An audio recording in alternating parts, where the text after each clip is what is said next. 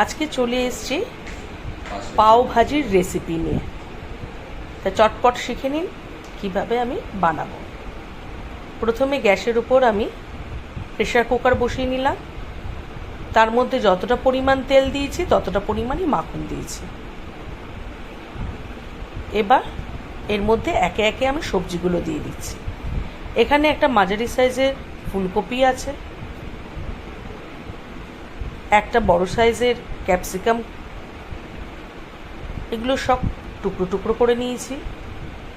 এবার নিয়েছি গাজর, এখানে দুটো বড় সাইজের গাজর আছে। আর যাতে সুন্দর রং হয় তাই জন্য আমি একটা ছোট্ট বিট দিয়েছি, কেন কোনো আর্টিফিশিয়াল কালার আমি ব্যবহার করব না, তাই আমি একদম ছোট ছোট করে টুকরো করে একটা ছোট সাইজের বিট এর মধ্যে দিয়ে দিয়েছি। আর এখানে 4টে আলু মাঝারি সাইজের নিয়ে নিয়েছি, কেন এর মূল সবজি হচ্ছে ফুলকপি আর আলু। আলু একটু বেশিই আছে, কারণ আমি অনেকটা পরিমাণ করছি। আপনারা মনে করলে আলু আর একটু কম নিতে পারেন। এর মধ্যে কিছুটা কড়াইশুঁটি দিয়ে দিয়েছি, কারণ না এটা এখনকার দিনের সবজি। এই শীতের মরশুমে যা যা সবজি পেয়েছি সবই প্রায় দিয়ে দিলাম। এবার এগুলিকে একটু নাড়াচাড়া করে এর মধ্যে 2 ইঞ্চি আদার টুকরো স্লাইস করে কেটে আমি এর মধ্যে দিয়ে দেবো, এতে গন্ধটা সুন্দর আসবে। এবার আমি এর মধ্যে 2 কাপ জল দিয়ে প্রেসারের ঢাকনাটা দিয়ে দিচ্ছি। আমি এখানে 2টো সিটি দিয়ে নেব। প্রেসার কুকার বসিয়ে দিয়েছি। এখানে 2টো সিটি পড়লেই আমি গ্যাসটা অফ করে দেব।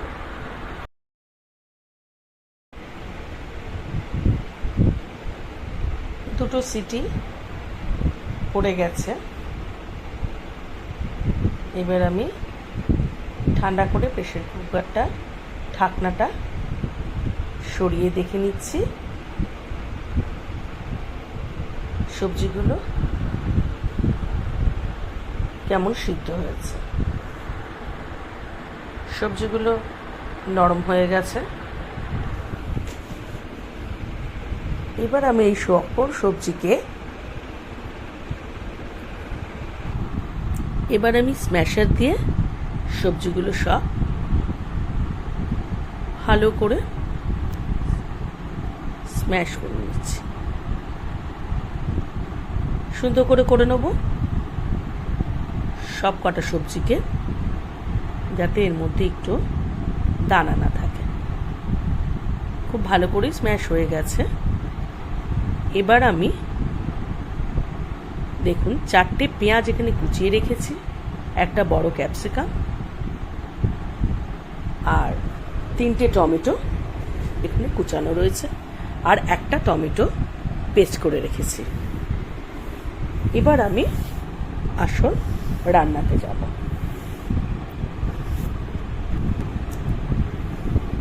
আমি একটা ফ্ল্যাট বাসন নিয়েছি, ওর মধ্যে আমি সাদা তেল বেশ খানিকটা দিয়ে দিলাম, আর বেশ খানিকটা মাখন দিয়ে দিলাম। আপনি যতটাই সুন্দর মাখন দেবেন রান্নাটার টেস্ট ততই সুন্দর হবে। পাও ভাজির বিশেষ ইনগ্রেডিয়েন্টস হচ্ছে বাটার। এবার আমি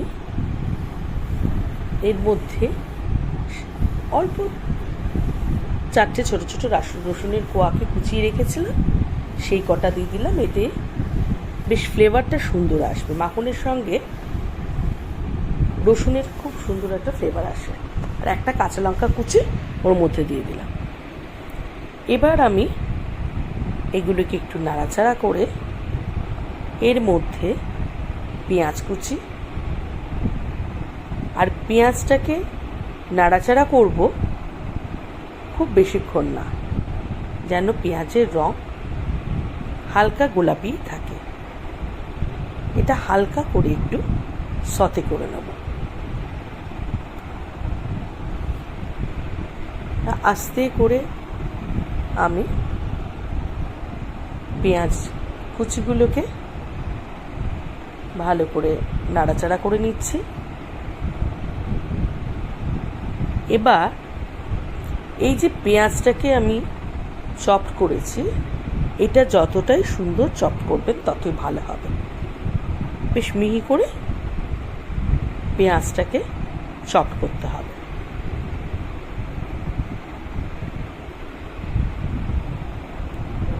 পেঁয়াজের রং দেখুন খুব একটা পরিবর্তন হয়নি, কিন্তু হালকা গোলাপি আছে। এবার আমি এর মধ্যে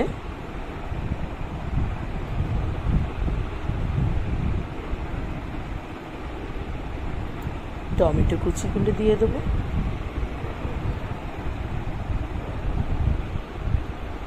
টমেটো কুচি দিয়ে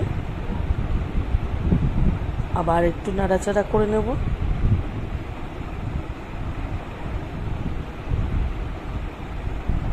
টমেটোটাকেও কিন্তু ছোট ছোট করে, যতটা সম্ভব ছোট করে কুচিয়ে নেবেন। এবার আমি এর মধ্যে কিছুটা নুন দিয়ে দিলাম।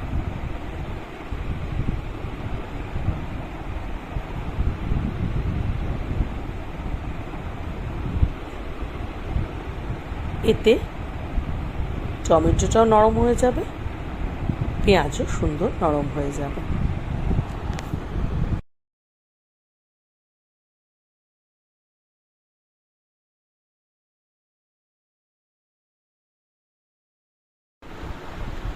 এবার আমি টমেটো পেস্টটা ভালো করে মিশিয়ে নেব। ভালো করে এবার পুরো মশলাটা কষিয়ে নিচ্ছি।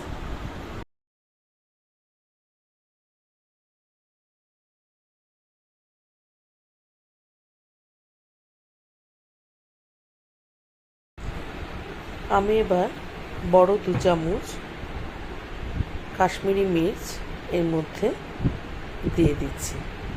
আমি কোনো ঝাল লঙ্কা ব্যবহার করছি না, কারণ আমি কাঁচা লঙ্কা পূর্বেই ব্যবহার করে নিয়েছি।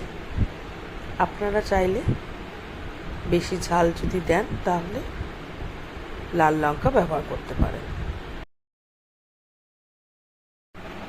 এতে রান্নাটা বেশ লাল রং হবে।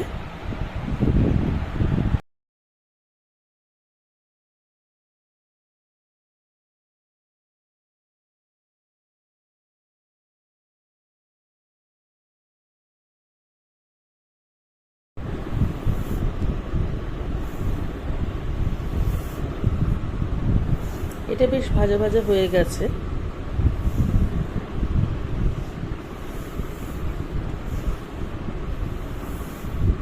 এরকম বড়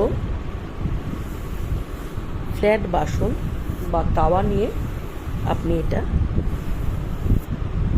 ব্যবহার করতে পারেন। আমি এর মধ্যে এবার 2 টেবিল স্পুন পাওভাজি মশলা মিশিয়ে দিচ্ছি।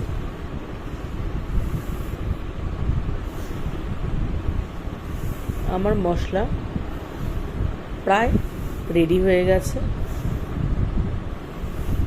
বেশ ভালো ভাজা ভাজা হয়ে গেছে।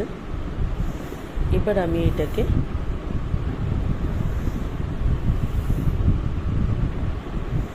একটু সাইড করে নেব।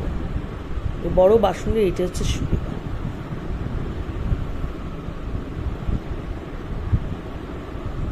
দেখুন মশলাটাকে ভালো করে কষিয়ে আমি সরিয়ে দিলাম। এবার আমি সিদ্ধ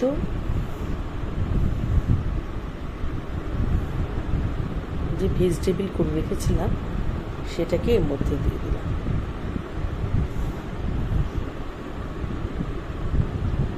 দেখছেন এটা বেশ টাইট লাগছে, আসলে এর জলটাকে আমি একটু বার করে আলাদা করে রেখেছিলাম, ফেলে দিইনি, আমি আলাদা করে তুলে রেখেছি। ওই জলটা আমি পরে মেশাবো, কারণ এটা কিন্তু নরম হবে। ভাজিটা অবশ্যই নরম নরম হবে। এটাকে আগে আমি ভালো করে কষিয়ে নেব।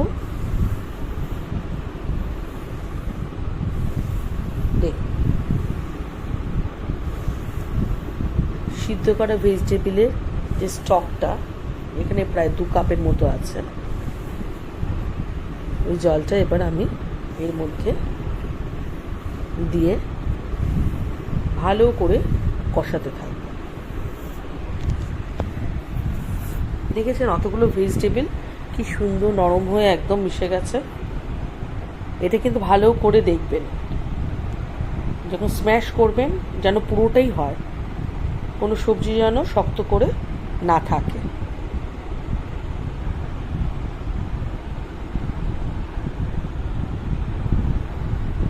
এই পাওভাজি মশলা আমি আরও যোগ করলাম, কারণ এখানে অনেকটা সবজি আছে, আমার আরও মশলা লাগবে, তাই জন্য আমি আরও বেশি করে মশলা,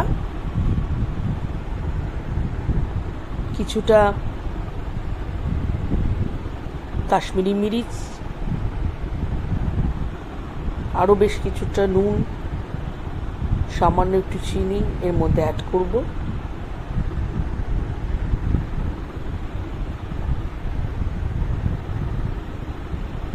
আপনাদের যেমন যেমন লাগবে আপনার স্বাদ মতো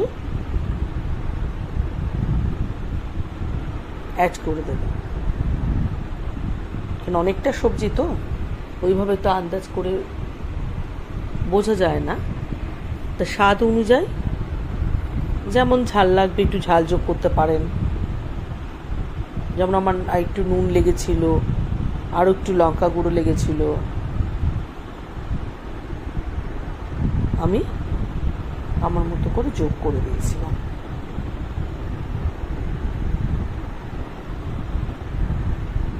এই জলের পরেও আমার কিছুটা জল লাগবে, তাই জন্য আমি কিছুটা গরম জল করে নিয়েছিলাম। অবশ্যই গরম জল মেশাবেন, ঠান্ডা জল দেবেন না, এতে স্বাদ নষ্ট হয়। আর একটু জল দিয়ে দিয়ে দিয়ে এটাকে ভালো করে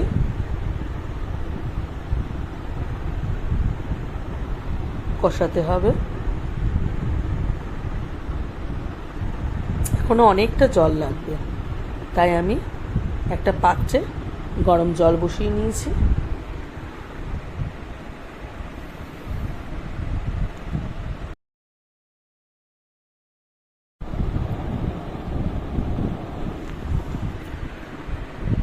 গরম জল দিয়ে কিন্তু আমি ভালো করে নাড়াচাড়া করে নিয়েছি। এটা এরকম নরম হবে। হ্যাঁ, এবার বুঝতে পারছেন আশা করছি। আমার পাও ভাজি প্রায় রেডি। বেশ এরকম নরম নরম হবে। এবার আমি এর মধ্যে ধনেপাতা কুচি ছড়িয়ে এটাকে আলাদা করে সরিয়ে রাখবো। আমার ভাজি কমপ্লিট। এটাকে পাশে সরিয়ে দিয়ে এবার আমি পাওগুলোকে রেডি করে নেব। একটা চাটু বসিয়ে নিয়েছি, সেটা গরম হয়ে গেলে ওর মধ্যে সামান্য একটু মাখন দিয়ে দিলাম।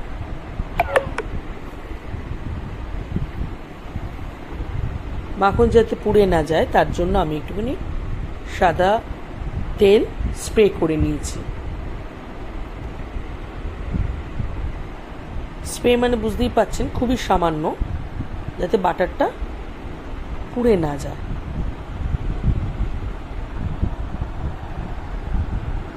এবার আমি পাওগুলো রেডি করব। আমি দুভাবে করেছি। একটা এইভাবে একটুখানি গ্রেভি তুলে নিয়ে এর মধ্যে দিয়ে তার মধ্যে পাউগুলোকে লাগিয়ে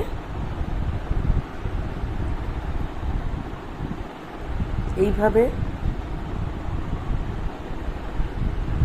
আপনারা পাউকে সার্ভ করতে পারেন ভাজির সাথে, আবার শুধু বাটার দিয়েও সার্ভ করতে পারেন।